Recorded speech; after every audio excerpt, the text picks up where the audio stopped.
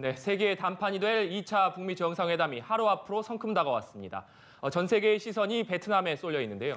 네, 김정은 위원장은 하노이에 도착해 휴식을 취한 뒤 첫 일정으로 조금 전 7시부터 북한 대사관을 방문 중입니다.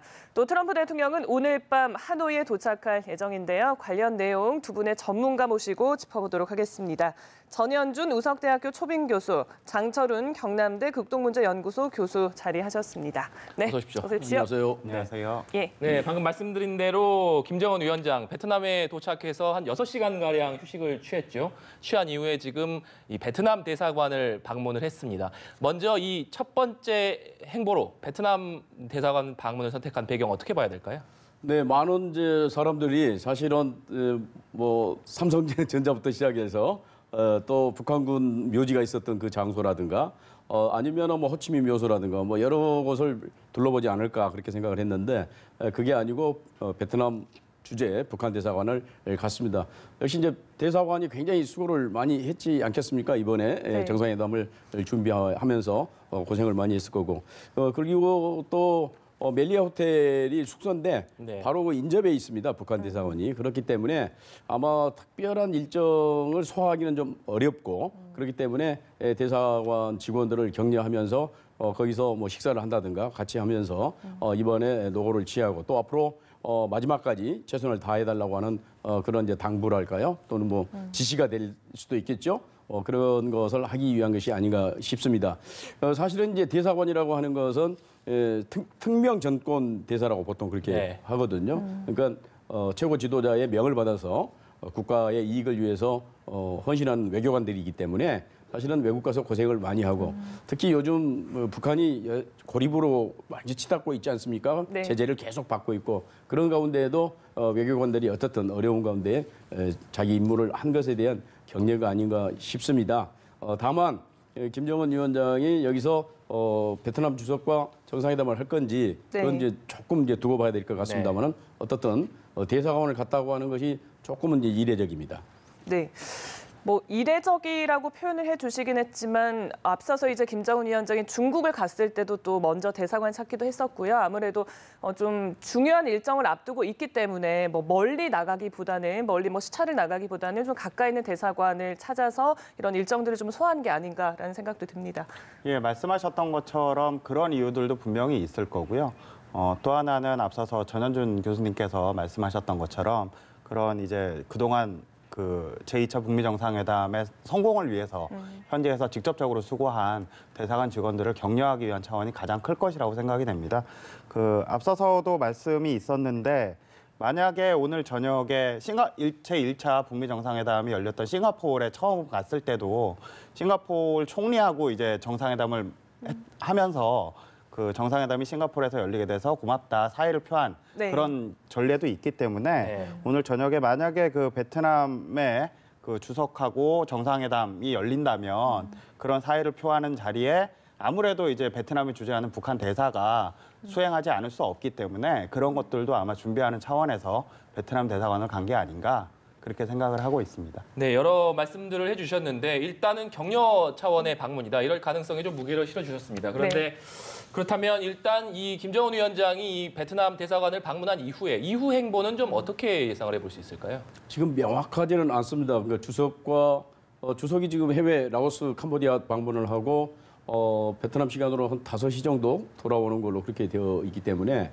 그 이후에 혹시 정상회담이 됐든 아니면은 그 하위급으로 총리를 만나든 뭐 그럴 가능성은 여전히 남아 있다고는 생각합니다만은. 네. 근데 대사관을 먼저 갔다고 하는 것을 보니까 그럴 가능성도 지금 조금 희박한 거 아닌가. 단지 그냥 격려하고 이후에 밤에 또 어떤 다른 이제 야경을 네. 보면서 전체적인 사회공 시내를 보면서 기업 개방의 현장을 보는 이런 이제 이벤트를 준비한 건지는 확실치는 않습니다. 왜냐하면 아직까지 베트남 당국에서 정상회담이 있다고 하는 그런 발표가 지금 없거든요. 네. 그렇지 않습니까? 그렇기 때문에 뭐 반반이겠습니다만은 현재로서는 그렇게 그 주석을 만나는 그러한 일정은 높지는 않을 것 같습니다. 네.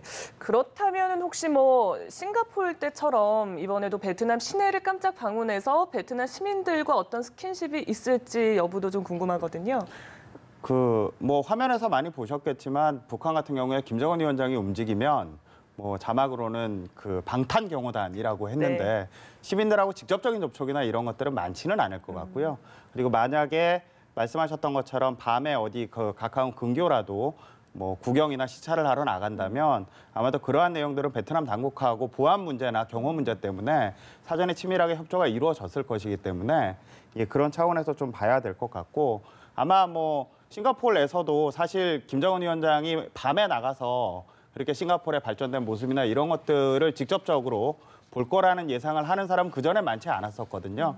그런 측면에서 싱가포르에서 남긴 기억이나 경험 같은 것들이 있기 때문에 그런 얘기들이 계속 나오는 것 같습니다. 네, 실제적으로 김정은 위원장이 베트남 시민들과의 어떤 만남이 있을 것이냐 이런 점에도 좀 관심이 쏠리고 있는데 일단 베트남에 도착했을 때 모습을 보면 일단 김정은 위원장이 이 방탄차에 탄 이후에 창문을 내리고 시민들에게 이 손을 흔드는 이런 모습도 보여주지 않았습니까? 네. 그렇습니다. 이제 김정은 위원장은 김정일 위원장 아버지라든가 이런 사람하고 조금 다른 것 같습니다. 아무래도 좀 젊고 또 서양 문물을 이렇게 접했기 때문에 그러리라고 생각합니다만 특히 대중과 스킨십을 많이 하고 또 언론과의 대화랄까요? 서방 언론에 대해서 그렇게 거부감이 그렇게 없습니다. 상당히 개방적이고 그런 측면에서 이번에 또 북한에서 출발하면서 북한 언론들이 상당히 빨리, 그러니까 평양을 떠나자마자 바로 보도를 하기 시작했거든요. 네. 옛날에는 그런 일이 없었지 않습니까? 네. 뭐 그런 측면에서 보게 되면 상당히 정상국가의 이미지 또 지도자의 이미지를 보여줌으로써 거부감을 없애는 그러한 물론 이제 의도된 것이겠습니다만은 그렇게 조금 자연스럽게 연출을 함으로써 네. 이미지를 개선하려고 하는 그러한 행보가 아닌가 그렇게 생각을 합니다. 아버지나 할아버지와는 조금 다른 그런 이미지를 보여주려는 노력들이 곳곳에서 보이고 있는 것 같습니다. 저희 화면에 이제 왼쪽에 보이는 화면이 조금 전에 7시쯤에 김 위원장이 북한 대사관으로 들어가는 모습을 영상으로 보고 계신데요. 앞서서 이제 교수님께서도 짚어주셨지만 지금 보시는 것처럼 이 방탄 경호단 정말 이 차를 에워싸고 아주 철통 경호를 하는 듯한 그런 모습인데 좀 어떻게 보셨어요? 북한 같은 경우에는 뭐 정치 체제의 특성이나 권력 체제의 특성상 최고 지도자에 대한 뭐 경호나 보안 이런 것들은 감히 상상하기가 어려운 수준이고요. 우리 같은 경우에도 대통령께서 어디 공개 일정 같은 걸 나가시면 과거에는 문재인 대통령 이제 집권 이후에는 좀 많이 바뀌었지만 경호 네. 시스템 같은 게 과거에는 굉장히 가까이에서 밀착 경호하는 것들이 눈에 많이 보였거든요. 그런 것들이 아직도 북한에는 남아 있어서 저렇게 경호를 하는 게 아닌가 싶습니다. 네, 지금 북한 대사관 현재 중계되는 모습을 보고 계신데요. 일단 이 삼엄한 경호 속에서 지금 안에서 어떤 일이 이루어지고 있는지 좀 궁금한 상황인데 네. 일단 김 위원장을 같이 동행해서 대사관에 들어간 인물들의 면면도 좀 짚어볼 필요가 있는 것 같습니다. 일단 김여정 제1부부장, 김창선 부장은 의전 담당이기 때문에 뭐 당연히 들어간 것 같고요. 김평희 부위원장 그리고 조용원 조직지도부 부부장 이런 인물들이 지금 들어갔는데 이 부분은 좀 어떻게 봐야 될까요? 네, 김평에도 그렇고 조용원도 그렇고 상당히 이제 거물급들이죠. 김평희 같은 경우는 정치국 위원이고 특히 이제 김평희 같은 경우는 간부들을 담당하는 비서입니다. 그러니까 굉장히 막강한 힘을 가진 사람이고 또 이 사람은 김정은 위원장의 그런 개방 정책이랄까요? 그런 것을 간부적 차원에서 적극적으로 이렇게 보필을 해야 될 그런 입장이고 만약에 거기에 동조를 하지 않는 간부가 있으면 책벌을 하는 이제 그런 굉장히 무시무시한 존재이지 않습니까? 그래서 이번에도 이제 동행을 하면서 당신이 직접 보고 베트남을 보고 앞으로 간부들 교육이라든가 그런 것에 당신이 주도적으로 나서야 된다고 하는 그런 메시지가 있는 것 같습니다. 네. 조용원은 조직지도부 부부장인데 아시다시피 2015년부터 가장 수행 횟수가 많은 그런 아주 핵심 중에 핵심이고 지난 1월 1일 신년사 발표할 때 조용원 부부장이 김 여정과 같이 이렇게 수행에 나오는 그런 모습들이 보였거든요. 신년사 발표로 네. 들어가는 그런 모습 속에서 조용원이 있었습니다만은 조용원은 굉장히 조용하면서도 치밀하게 일을 추진하고 상대적으로 젊은 사람입니다. 우리 나이로는 한 60 정도 되지만 상대적으로 젊다는 얘기죠. 그래서 이제 김정은 위원장이 상당히 좋아하는 그런 스타일이기 때문에 역시나 이제 조직 주도부의 인사 담당을 하기 때문에 네. 예, 같이 가서 베트남 외교관들, 주재 외교관들을 격려를 하고 또 앞으로 여러 가지 김정은 위원장의 그 어떤 방침이랄까 그런 것들을 저기서 지금 전달할 걸로 그렇게 생각이 됩니다. 근데 베트남 대사관 직원들에게 방침이 내려졌다고 그래서 베트남 대사관에게만 한정되는 건 아닙니다. 저기는 이제 선조선동부 직원들이 전부 가서 교실을 졌거든요. 네. 그래서 그걸 전 외교부에, 예, 그러니까 외무성에서 그걸 지침으로 작성을 해서 전 대사관에 보내는 겁니다. 그러니까 베트남 대사관 직원들에게 일종의 교실을 내린 거지만 네. 사실상 전 외무성 직원들에게 교실을 내린 거다. 그렇게 봐야 될 겁니다. 그래서 앞으로 북핵 문제에 대해서 이제 어떻게 진전이 되고 북미 관계가 어떻게 개선이 되고 그렇다 한다면 앞으로 외무성 직원들은 나라를 위해서 국가를 위해서 또 경제 발전 총력을 위해서 뭘 해야 될 것인가에 대해서 여러 가지 얘기를 하지 않을까 그렇게 생각이 됩니다. 네, 말씀처럼 뭐 외무성 직원들에게 김정은 위원장이 직접 어떤 앞으로의 메시지라고 해야 될까요? 방향성을 설명할 수 있는 그런 또 하나의 의미 있는 그런 행보가 되겠네요. 아무래도 그 북한이 작년에 4월 20일에 노동당 중앙위원회 제7기 3차 전원회의를 통해서 그동안 김정은 체제가 들어서서 추진해왔던 경제건설 및 핵무력건설 병진 노선 그 노선을 사실상 종료를 하고 이제 사회주의 경제강국 총력 집중 노선 뭐 이런 식으로 국가적인 노선을 전환을 했거든요. 그런 상황에서 이제 노동당 간부들이나 아니면 외교관들이 무슨 역할을 해야 될지에 대해서 그동안 아마 내부적으로 치열하게 논의가 있었고 토론이 있었을 것입니다.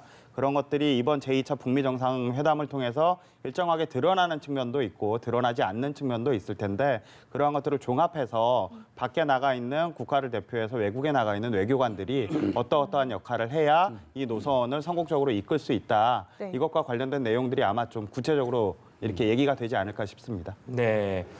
지금 김정은 위원장이 대사관에 들어간 지가 약 1시간에 가까워지는 것 같습니다.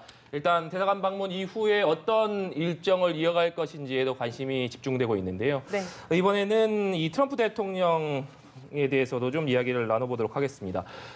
김정은 위원장은 이미 이제 하노이에 도착한 상황이고요. 트럼프 대통령은 이제 하노이를 향해서 이동하고 있는데 에어포스 1에서 트럼프 대통령이 이 트윗을 올린 것을 보면 매우 생산적인 회담이 될 것이다. 이렇게 얘기를 하면서 좀 기대감을 키우는 모습입니다. 예. 그 트럼프 대통령이 두고 쓰는 얘기가 생산적이다, 프로덕티브하다 그런 얘기를 계속 쓰는 것 같습니다. 네. 물론 이제 일종의 뭐 자기 암시라고 할까요? 계속 잘 될 거야, 잘 될 거야. 뭐 그런 자기 암시 또 참모들이나 또는 반대편을 향해서 네. 이건 잘 되는 거다. 이런 식으로 이제 계속 어떤 그 자기 확신을 심어주는 것도 있다고 보는데 이번에는 잘 되지 않으면 안 된다는 그런 또 강박관념도 함께 네. 거기에 포함되어 있는 것 같습니다. 그러니까 만약에 이번에 북미 정상회담이 성과를 이루지 못했을 때 국내 정치적 부담은 대단히 클 것 같거든요. 네. 벌써부터 지금 야당이라든가 또는 많은 언론들 또 보수주의자들은 이번에 별것이 없을 거다. 또 속는 거다. 가봐야 쇼다. 이런 식으로 계속 폄훼를 하고 있지 않습니까? 그래서 진짜로 아무것도 없게 되면은 지금 그렇지 않아도 뭐 러시아 커넥션이다 뭐다 해서 국내 정치적으로 굉장히 어려운 상황 아니겠습니까? 근데 이것마저도 성과를 얻지 못했을 경우에 자기의 앞으로 재선 가도라든가 앞으로 정치를 함에 있어서 굉장히 그 동력이 떨어질 수 있는 그런 상황 아니겠습니까? 그래서 트럼프 대통령이 이번에 어떻게 해서든지 뭔가를 이루겠다고 하는 그 강한 집념이 있는 것 같습니다. 그래서 한 번이 아니고 5번 정도까지 이제 난다는 거 아니겠습니까? 네. 뭐 어떤 면에서 보면은 아직도 그러니까 세밀한 부분에서는 합의가 안 돼 있기 때문에 마지막에 트럼프 대통령과 김정은 위원장이 대결단을 내려서 해결해야 될 부분이 아직도 많이 남아있다는 있다는 그런 이제 얘기도 되는 것이고 어떻든 간에 정말 최선을 다해서 이번에 뭔가 성과를 이루겠다고 하는 그런 의지를 담아서 그 생산적이 될 것이다. 그런 식의 얘기를 하고 또 김정은 위원장에게도 메시지를 보내는 것이죠. 그 현명한 선택을 해라. 와이즈한 선택을 해라. 알지 않느냐. 당신이 뭐 이번에 잘못되면 어떻게 되는지 알지. 뭐 네. 이런 메시지를 또 계속 김정은 위원한테 보내서 뭔가 좀 큰 타협을 빅딜을 하려고 하는 그런 의지가 지금 담아 있는 것 같아요. 네, 트럼프 대통령 뭐 여러 가지 생각이 될 것 같습니다. 자기 암시도 해야 되고 또 일종의 압박도 해야 되고 그렇습니다. 네, 예. 그런 상황인 것 같은데 예. 저희 이제 앞서서 트럼프 대통령이 출발할 때 수행원 명단이 공개가 됐었잖아요. 근데 그 명단에 존 볼턴 보좌관이 없어서 여러 가지 지금 저희가 해석을 했었는데 지금 또 베트남에 존 볼턴 보좌관이 도착을 했다고 합니다. 네. 어떻게 볼 수 있을까요? 당연히 참- 뭐 중요한 역할을 하겠죠. 예, 북한이 뭐 명단을 공개하지 않거나 동선을 공개하지 않는 것들에 대해서는 그동안 역사적으로 이미 정평이 나 있기 때문에 그런 부분들에 대해서는 그렇게 의아하거나 궁금하거나 나중에 때가 되면 알게 되기 때문에요.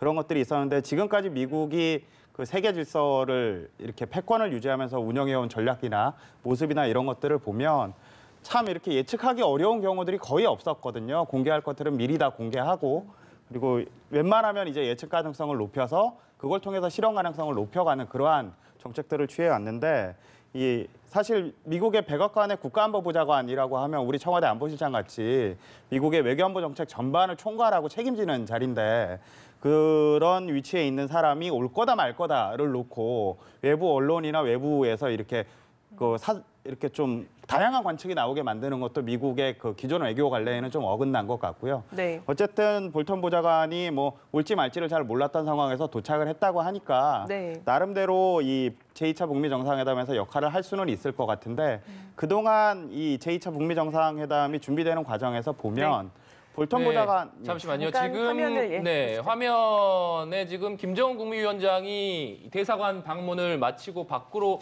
나오는 모습으로 추정이 되고 있습니다. 네. 지금 7시에 대사관에 들어갔기 때문에 약 1시간 가까이 이 대사관에 머물다가 나온 모습인데요. 네. 앞서서도 이 말씀을 주셨지만 이제 김정은 위원장이 대사관에서 이 만찬을 할 수도 있을 것이다. 뭐 저녁 식사를 할 수 있을 것이다. 이런 전망도 했습니다만 시간상으로 봤을 때 저녁 식사를 했을 가능성은 좀 낮은 것 같습니다. 그렇다면 다음 일정이 역시 앞서 말씀해 주신 대로 베트남 주석이나 총리와의 만찬이 될 수도 있을 것 같은데 그 부분 좀 어떻게 지금 보고 계십니까? 네, 뭐 다양한 해석을 네. 할 수밖에 없겠습니다. 그러니까 그럴 가능성도 있죠.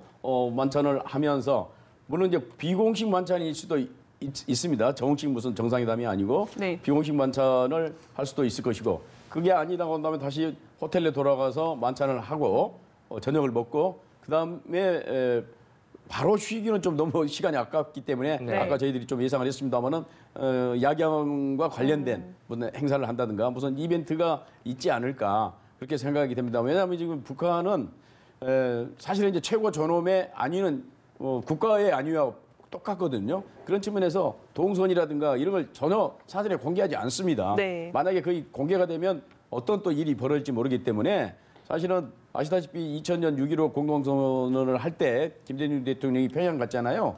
그때 김정일 당시 국방위원장이 나올지 안 나올지도 모르는 상태에서 갔어요. 네. 그만큼 자신들이 공개를 하지 않고 한 30분 전에 이렇게 통보해주고 그렇거든요. 그렇기 때문에 알 수는 없습니다만은 지금 차를 타고 이동하는 것을 보니까 글쎄 주석궁이 가깝다고 그러죠.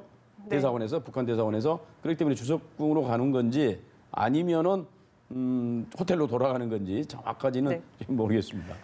일단 뭐 호텔까지는 굉장히 가깝기 때문에 호텔로 들어가면 잠시 후에 곧바로 저희가 또 볼 수 있을 것 같긴 한데 차를 좀 따라가 보면서 어디로 이동을 하는지 지켜보도록 하겠습니다. 네, 저희 연합뉴스 TV 현지 취재진이 지금 곳곳에 배치가 돼 있기 때문에요. 네. 김정은 위원장 차량이 어디로 이동할 것인지 즉각 저희가 속보로 전해드리도록 하겠습니다. 네.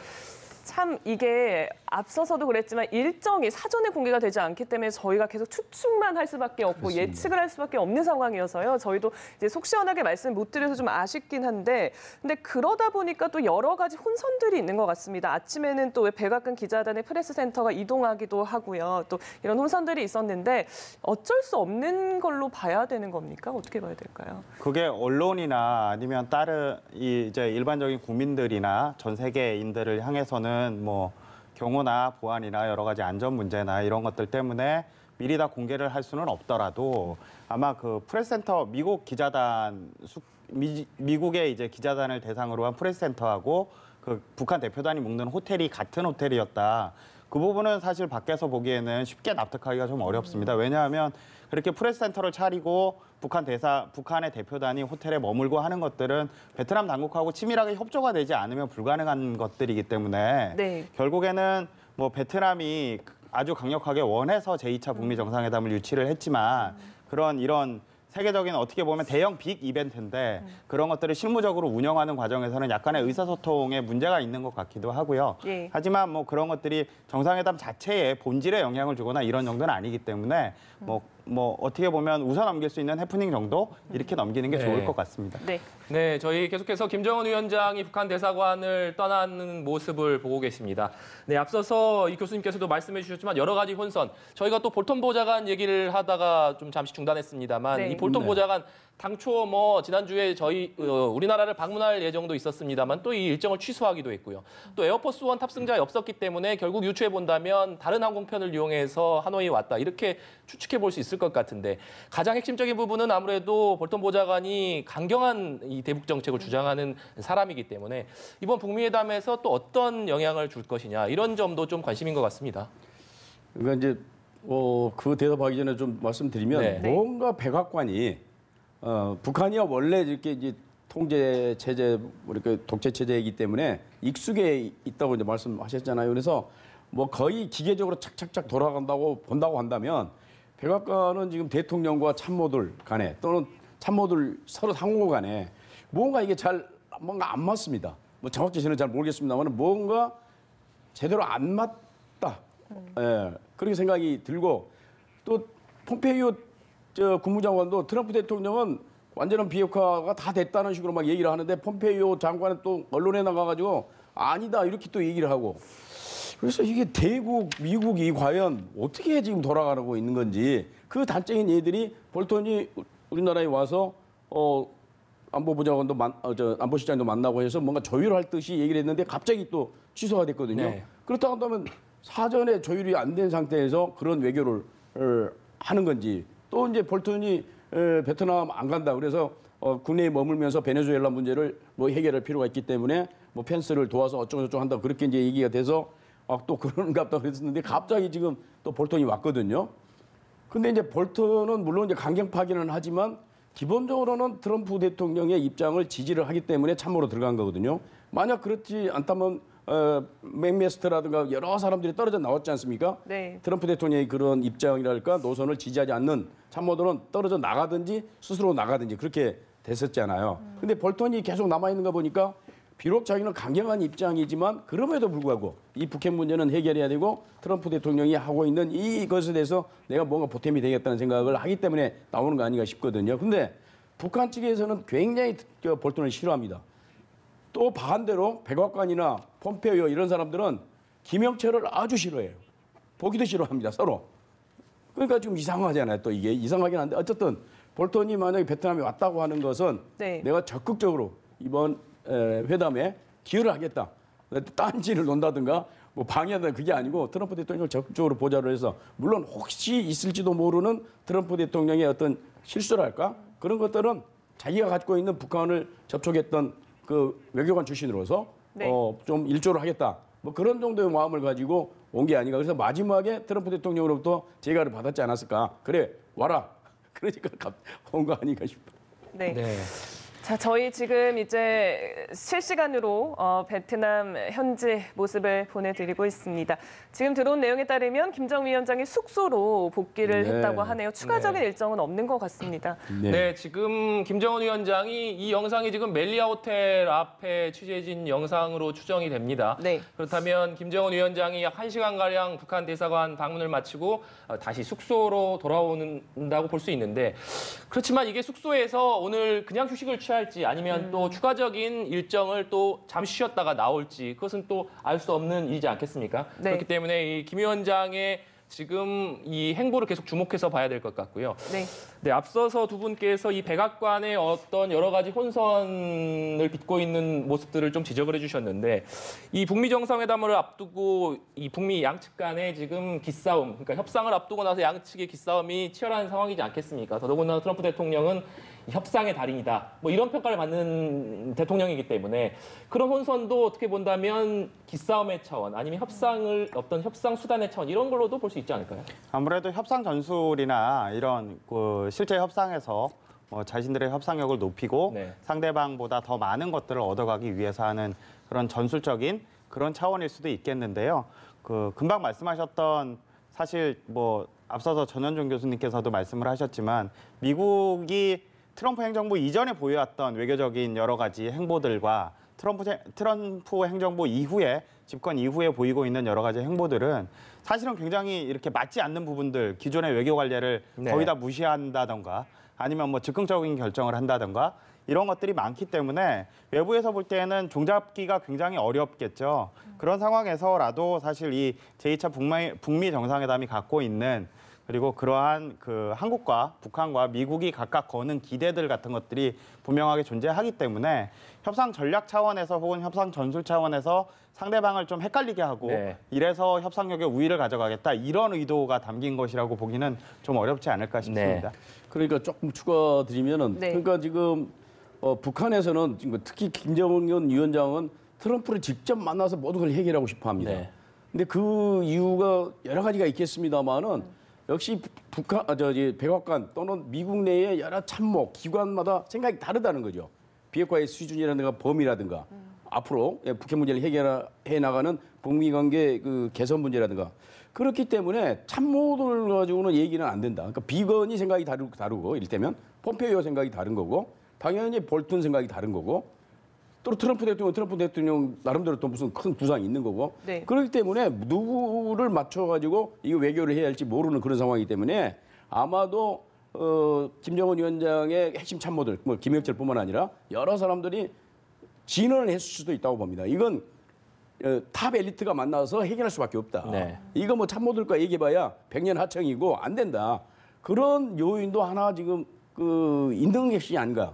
그렇게 생각이 들 정도예요. 그렇기 때문에 좀 불안한 것은 그렇다면 지금 비건이 나서서 지금 여러 가지 지금 협상을 하고 있는 김혁철과 협상을 하고 있는데 그 이후에는 또 폼페이오가 당연히 있는 거고 거기에 또 한 축을 이루는 게 볼턴이고 네. 그렇다고 한다면 지금 왜 이렇게 합의가 빨리빨리 안 이루어지는가? 지금 합의가 안 나오고 있거든요. 솔직히 네. 말씀드리면 그렇다고 한다면 이게 좀 악영향을 미치지 않을까? 최종 판결을 지는데 물론 트럼프 대통령과 만나서 김정은 위원장이 만나서 대담판을 질 겁니다. 뭐 그럴 가능성이 높죠. 현재로서는 협상이 안 되는 것은 위로 이제 올려 보낼 수밖에 네. 없는 거예요. 기왕에 다 베트남에 가 있는 거고 그렇기는 하지만 그렇다고 한다면 큰 어떤 진전이 아주 큰 진전이 그러니까 소위 말하는 빅딜이 어려울 수도 있는 거고 그렇다고 해서 아무것도 안 하면 아까 제가 모두에 말씀드렸습니다만은 아무것도 안 하면 이제 트럼프 대통령의 정치적인 타격은 굉장히 큰 거고 따라서 그러니까 1차 북미 회담보다는 진전된 모습이지만 그러나 많은 사람들이 기대하고 이렇게 돼야만이 그나마 잘된 거다고 얘기하는 정도의 빅딜은 나오기가 좀 힘들지 않을까. 그래서 소위 딜이라고 할까요? 하는 정도로 나오지 않을까 싶어요. 네. 네. 뭐 빅딜이냐 스몰딜이냐 아니면 미들딜이 될 것이냐 여러 가지 관측이 나오는데 어쨌든 1차 때보다는 조금 더 진전이 될 수는 있으나 그러나 우리가 원하는 어떤 많은 사람들이 빅딜, 바라는 빅딜은 좀 어려울 것이다라고 지금 관측을 제 해주셨거든요. 생각입니다. 예, 네. 그렇게 해주셨는데 어떻게 생각을 하십니까? 저도 전현준 교수님 말씀하신 거하고 대체로 비슷한 생각을 하는데요. 제가 작년 6.12 싱가포르 북미 정상회담 같은 경우에 뭐 미국 언론들도 그렇고 미국에서 굉장히 디테일한 얘기들까지 나왔었거든요.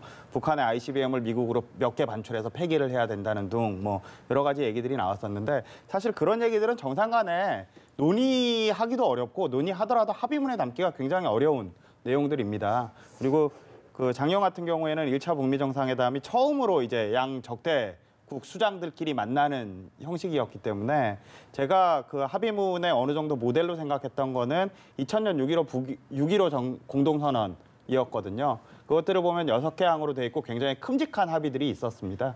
그런 측면에서 어느 정도는 그렇게 가지 않겠느냐 생각했었는데 이제 그렇게 갔던 걸로 귀결은 됐었는데 이번 합의문 같은 경우에는 그런 맥락에서 보자면 뭐 2007년에 14 정상선언하고 어떻게 보면 비교를 할 수도 있을 겁니다. 그런데 2000년부터 2007년까지는 사실 남북관계가 굉장히 많이 진전이 돼서 2007년 남북 정상회담을 통해서는 많은 것들을 보따리에 담을 수가 있었던 반면에 이번 제2차 북미 정상회담 같은 경우에는 사실 1차 북미 정상회담이 끝나고 폼페이오 국무장관이 북한에 2번이나 갔는데 이게 진전이 잘 안 되던 상황에서 그런 것들이 문제가 쌓이고 쌓여서 결국에는 그 김정은 위원장하고 트럼프 대통령이 만나서 담판을 지어야 하는 상황이거든요. 그런 상황에서 본다면 북한은 어느 정도 양보할지 미국은 어느 정도 양보할지 서로 내놓을 것들이 무엇인지는 양쪽이 다 알고 있는 상황이고요. 그런 측면에서는 사실 이렇게 뭐 담판을 짓는다고는 하지만 세계의 담판이라는 표현도 쓰지만 아주 커다란 문제들이 아주 많은 내용이 한꺼번에 담기는 빅딜이 이루어지기는 사실 준비 기간도 너무 짧았고 여러 가지 측면에서 아직은 좀 부족하지 않나 그렇게 생각합니다. 일단 어찌됐든지 간에 이번 북미 정상회담의 핵심이라고 한다면 결국 비핵화 아니겠습니까? 그렇습니다. 근데 이제 비핵화가 뭐냐? 그게 가지고 이제 논쟁을 또 하고 있다는 거 아닙니까? 네. 북한과 미국이 비핵화를 뭘로 볼 거냐 가지고 논쟁을 하고 아직도 결론이 안 났다고 지금 알려지고 있습니다. 네. 근데 이제 북한은 비핵화라고 하는 것은 이를테면은 미래 핵 정도 파기하는 거, 네. 없애는 거, 뭐 이런 정도로 그냥 비핵화라고 생각할 수도 있고, 물론 이제 더 이제 범위를 높이면은 북한은 한반도 비핵화를 주장하고 있는 거고, 우리나 미국은 북한 비핵화를 얘기하기 때문에 이것도 이제 불일치가 있습니다만은 어떻든 비핵화 범위를 얘기를 하자면은 미래 핵 정도 없애는 걸로 북한은 끝내려고 할 거고, 미국은 당연히 과거, 현재, 미래 핵을 다 없애려고 하는 이제 그런 거 아니겠습니까? 이거 가지고 이제 그 밀당을 할 것 같은데, 그러면 이도 저도 아니고 아까 불일치가 이제 계속되는 그런 상황 속에서 뭔가 또 합의는 나와야 정상회담에 결과가 나온다고 네. 한다면은 어떤 최소점이랄까요? 최소 공배수로 할까? 이게 이제 있어야 될 것 같은데, 그것은 이제 그동안에 북한이 얘기했던 그 영변 핵시설 폐기, 그것도 이제 조건부입니다만은 어떻든 그 다음에 동창리 미사일 실험장, 풍계리 핵실험장, 이것을 지금 어떻든 북한이 공식적으로 그 얘기한 네. 폐기를 하겠다든가 또 폐기했다든가 하는 그런 거지 않습니까? 그래서 이 세 가지를 묶어서 그 폐기하는 거 정도로 북한은 내놓고, 거기에 대해서 미국은 상응하는 조치로서 뭐 이를테면 연락사무소라든가 네. 지금 많이 얘기가 나옵니다만은 정전선언문 내지는 평화선언 내지는 이제 경제 분야가 제일 좀 골치 아픈데요. 미국이 직접적으로 경제 제재 해제는 지금 못하게 돼 있습니다. 네. 미국 의회가 그걸 묶어놨고, 또 유엔 안보리 제재 해제도 쉽지 않고, 그렇다 한다면 애외적으로 아주 애외적으로 우리의 금강산이라든가 개성공단을 재개하는 이런 정도 수준으로 해서 타협이 이루어지지 않을까 네. 그런 생각이 듭니다. 다만 플러스 알파가 있다면, 그러니까 영변, 영변, 풍계리, 동창리, 영풍동 이 세 개에다가 플러스 다른 어떤 핵시설이라든가 아니면 ICBM이라든가 네. 이런 것들을 끼워 넣어서 만약에 대타협이 된다고 한다면 네. 미국도 보다 많은 것을 줄 수밖에 없지 않겠습니까? 네. 그런다면 미국이 좀 더 적극적으로 나서서 미국의 대북 제재를 푸는 것보다는 유엔 안보리 대북 제재를 푸는 게 더 쉬울지도 모른다고 생각합니다. 개인적으로는. 미국 입장에서는. 왜냐하면 지금 중국, 러시아는 계속 제재를 해제해야 한다고 그러거든요. 네. 그렇잖아요. 그럼 미국이 만약 적극적으로 나서면 프랑스, 영국을 설득할 수 있죠. 그 상임이사국 5개국 중에서. 네. 그렇다고 한다면 조금 거기서 제재 완화를 받아낼 수 있지 않을까. 그러니까 북한이 플러스 알파, 영변 플러스 알파를 해줬을 때 얘기입니다. 네. 그렇다고 한다면은 제재 해제가 뭐가 될 건가 그렇다면 북한이 원하는 것은 2371호가 있습니다. 그러니까 네. 2017년 8월 달에 유엔 안보리 2371호가 있는데, 그게 뭐냐면 북한의 석탄, 철강, 수산물 수출을 완전 금지시켰죠. 그다음에 근로자들을 더 이상 해외 파견하지 못하도록 만들었거든요. 그래서 외화벌이 수단을 완전히 그때 다 끊어버렸거든요. 그래서 이걸 좀 풀어달라는 게 북한의 지금 요구인 것 같거든요. 네. 그렇다고 한다면 김정은 위원장이 정말 결단을 내서 연변 플러스 알파를 만약에 결단을 하게 되면 미국도 그에 상응하는 조치로서 아까 이제 정치적인 관계, 군사적인 관계 플러스 경제적인 관계, 이 세 가지를 이제 풀어야 되는데, 저는 유엔 안보리 제재를 조금 완화시키는 그런 방향으로 가지 않을까 싶은데, 그렇다고 한다면 최소한 중간 정도 딜은 된다고 보는 거고, 사람들이 비판하기는 쉽지 않을 거라고 보거든요. 반대파들이. 그런 정도 한다고 한다면 성공이라 저는 그렇게 봅니다. 네. 영변 핵시설의 플러스 알파가 될 것이냐, 김정은 위원장이 과연 결단을 내릴 것이냐, 이런 부분이 가장 관심인 것 같습니다. 아무래도 그거는 이제 주고받기식이 결국에는 될 수밖에 없기 때문에 말씀하셨던 미국도 여러 가지 옵션을 내놓을 수 있을 거고요. 그거에 맞춰서 북한도 여러 가지 옵션을 내놓고 서로 이제 짝짓기를 하는 거거든요. 그런 측면에서는 꼭 이게 군사적인 측면, 정치적인 측면, 경제적인 측면에서 경제적으로 이거 해줄 테니까 경제적으로 저걸 해야 된다 이런 식이 아니고 경제적으로 이걸 해줄 테니까 정치적으로 저걸 해라. 혹은 뭐 군사적으로 이걸 해줄 테니까 정치적으로 이걸 해라. 이런 식으로 약간 그 기준은 다르겠지만 서로가 바라는 점들에 대해서는 어느 정도 맞춰갈 수 있는 여지들이 남아 있는 상태고 그런 상황에서는 뭐 말씀하셨던 여러 가지 옵션들이 가능할 것 같고요. 기본적으로는 아무래도 이게 지금 북한하고 미국 사이의 정상회담이지만 한국이 깊숙하게 개입하고 네. 있고 관여하고 있기 때문에 작년에 남북 정상회담을 통해서 여러 가지 이루어졌던 합의들 같은 것들이 조금 더 발전되는 형태로 말씀하셨던 것처럼 합의가 되지 않을까 그렇게 전망하고 있습니다. 네, 말씀해 주셨지만 앞서서도 이 북미 간에 어떤 것을 주고받을 것이냐 결국 네. 북미 정상이 이 담판을 해야 됩니다만 우리가 관심을 또 가질 수 있는 부분은 말씀해 주신 대로 금강산 관광이라든지 개성공단 재개 문제 아니겠습니까? 또 이 남북 경협이라든지 지금 경의선 철도 같은 경우도 착공식은 했습니다만 대북 제재가 이루어지고 있기 때문에 지금 실질적으로는 사업에 들어가지 못하고 있는 상황인데 이 남북 간의 사업이라든가 경제협력 이런 부분들은 어떤 부분까지 좀 북미 간의 양측 테이블에서 좀 다뤄줄 수 있을까요? 아마 북미 간의 그 문제 가지고 구체적으로 얘기하기는 쉽지 않을 겁니다. 이 남북 간의 또 문제이고 그렇기 때문에 그래서 이제 대통령께서 트럼프 대통령과 이제 통화를 하면서 철도도로 연결이라든가 금강산 관광 개성공단 재개 같은 것을 좀 카드로 활용해라. 우리는 얼마든지 준비가 돼 있다. 그러니까 카드화해서 이런 걸 해줄 테니까 이를테면 비핵화의 진전된 모습을 보이라고 북한에게 얘기를 좀 해라 이제 그런 얘기 아니겠습니까? 근데 이제 북한 입장에서 보게 되면은 그 남북 간에 하는 것은 그건 뭐 민족 간에 하는 일인 거고 미국이 독자적으로 제재를 하고 있는 거 이걸 풀지 않으면 외자도 들을 수 없고 자기들이 물건을 수출도 할 수 없다. 개성공단 물론 금강산 관광 재개되는 건 대환영이고 김정은 위원장도 그걸 요구를 했지 않습니까? 그건 뭐 당연히 뭐 해야 되지만 더 큰 것은 대북 제재가 계속됨에 따라서 아까 말씀드린 2371호가 계속 작동되고 있는 한에 있어서는 우리는 아무것도 할 수 없다. 당신들한테 무슨 큰 돈을 요구한다든가 그렇지 않겠다. 그 제재만 좀 풀어주면은 우리가 가지고 있는 자원들, 석탄, 뭐 철강, 그렇죠. 여러 가지 광물 자원이 약 7천조 원 정도가 있다는 거 아닙니까? 그런 것들을 팔아서 우리가 자력갱생하겠다. 근데 그걸 왜 들어주지 않냐 지금 그런 그 요구가 북한이거든요. 그럼 이제 미국 입장에서는 또 똑같은 얘기입니다. 그러려면은 너희들이 영변 플러스 알파 그거 갖고 안 돼. 너희들이 가지고 있는 모든 핵, 미사일, 프로그램 다 신고하고 최소한 동결까지 가야 그 정도 해줄 수 있어. 이렇게 되는 거 아니에요. 그러니까 이게 안 맞는 거 아닙니까? 또 엇박자가. 네가 당신이 먼저 아니야. 당신이 먼저 이렇게 지금 서로 먼저 이런 얘기를 지금 하고 있는 상황이 아닌가. 그러면 이제 시간이 내일 모레잖아요. 그러면 어떤 식으로 봉합을 할 거고 그러면은 최소한의 합의 정도로 되지 않느냐 이런 얘기죠. 그러다 보면. 네, 알겠습니다. 자, 오늘 밤에 이제 트럼프 대통령이 하노이에 도착을 할 것이고 내일 저녁부터 두 정상의 첫 만남이 이뤄질 텐데 저희가 이제 계속해서 상황을 좀 지켜봐야 될 것 같습니다. 두 분 말씀 여기에서 마무리하도록 하겠습니다. 전현준 우석대학교 초빙교수, 장철훈 경남대 극동문제연구소 교수와 함께 얘기 나눴습니다. 오늘 고맙습니다. 고맙습니다. 고맙습니다.